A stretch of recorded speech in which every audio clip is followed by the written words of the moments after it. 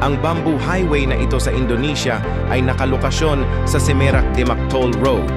At alam nyo ba na ito'y kinonsidera na world's first major infrastructure project dahil sa paggamit nila ng kawayan bilang isang pundasyong material.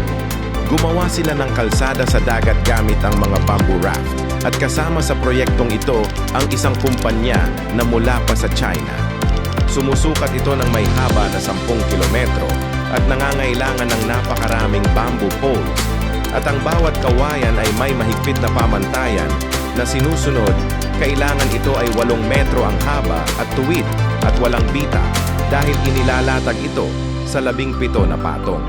Dahil sa ilalim ng sibid sa kahabaan ng rutang ito ay marami ang malalambot na silk kaya't imposibleng magtayo ng solidong lupa sa pamamagitan ng pagbuhos lamang sa dagat.